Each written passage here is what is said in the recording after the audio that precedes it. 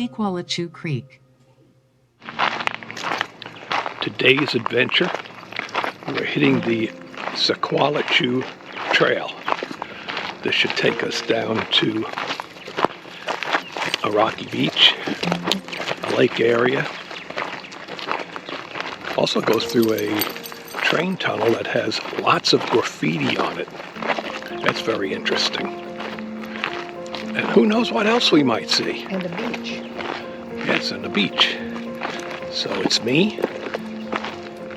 It's Karen. And Willow. And it's Willow, who just got a haircut yesterday. So she's cold. She was shaking earlier.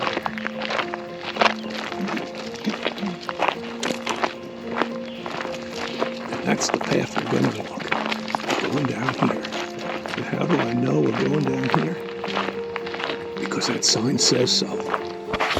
Look at those trees hanging on the cliff. Won't be long before they land down here on the path. And this path that we're walking used to be a smaller gauge railroad. The railroad would pick up logs when they were logging this area. They'd take it down where we're walking, all the way down to where the water is, where they would be picked up by boats, the logs, where they'd go to the sawmills. We'll see some of that small gauge track as we get further down here. According to the sign, we have now walked 1¼ miles. We're going to walk underneath that train. We are brave.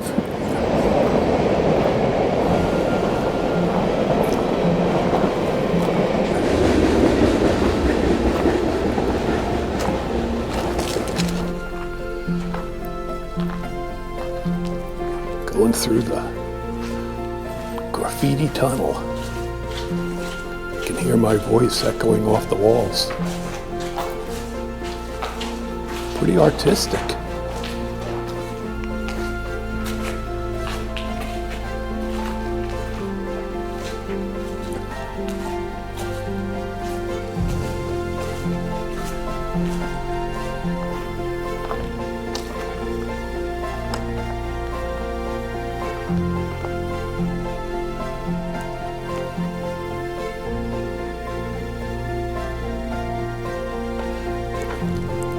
Here's some of the leftover train tracks of the old railroad that ran through here many, many years ago.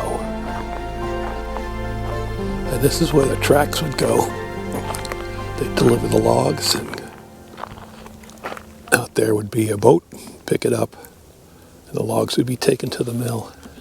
Looks like it's low tide here. Some islands across. Beautiful. As always, Karen and Willow are doing their rock collecting. You never know. It just might be that one special rock that has to come home with us. It yells out Karen's name. Hey, Karen, pick me up. There's a shipwreck way out there. We're going to see if we can't walk up to it.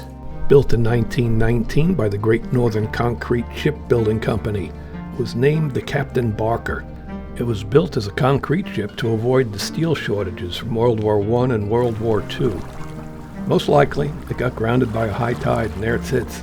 We weren't able to get out to it. The water was coming in, and, well, we didn't want to get wet.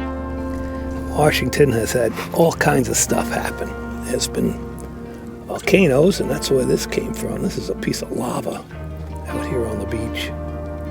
And then most of these rocks are probably left by the glacier. You never know what you're going to find on a beach.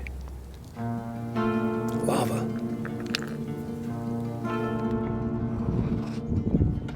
Because a trip down here in Washington isn't complete without a heron.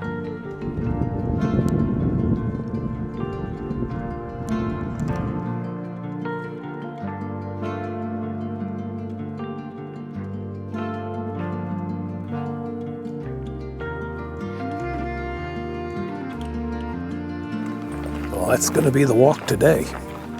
think the round trip comes out to be about 3 miles, maybe a little bit longer. Not bad. Good exercise. Need to get out. You need to feel that forest bath on you. It cleans you out. It's nice to hear the birds. Try to figure out what those birds are. We hear some weird birds right now.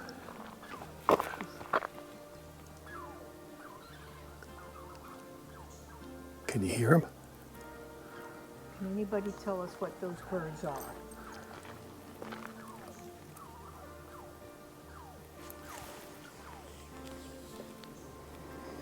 They're somewhere in the forest.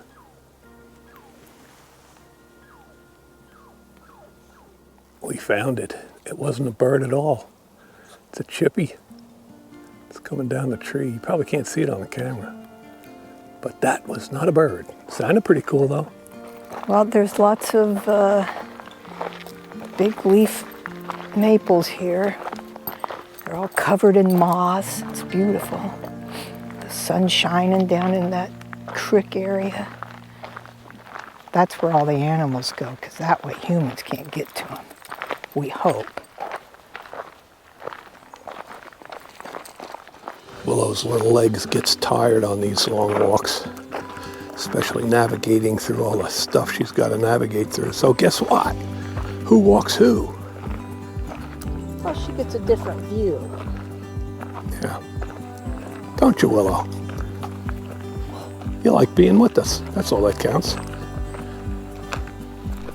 This is something I have read about, heard about, where trees, obviously this has been cut.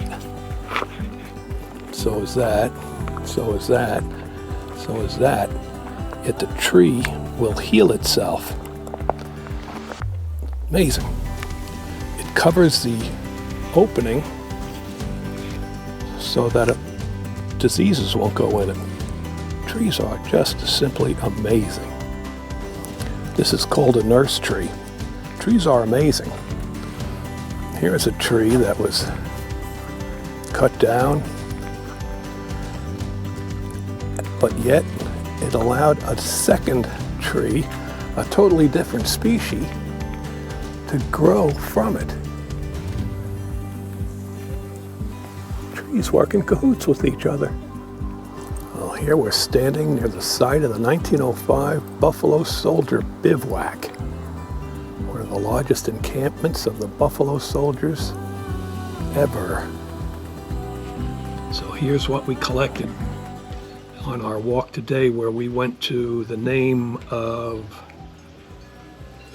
tell me the name of it again? Sequalitchew Creek.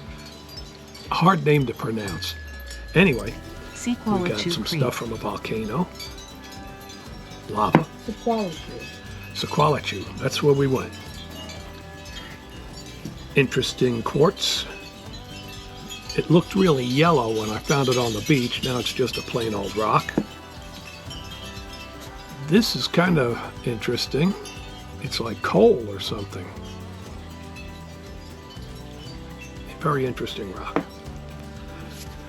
All of them called out to us, as they always do, and we picked them up like we always do, and they'll go out in our yard, just like they always do.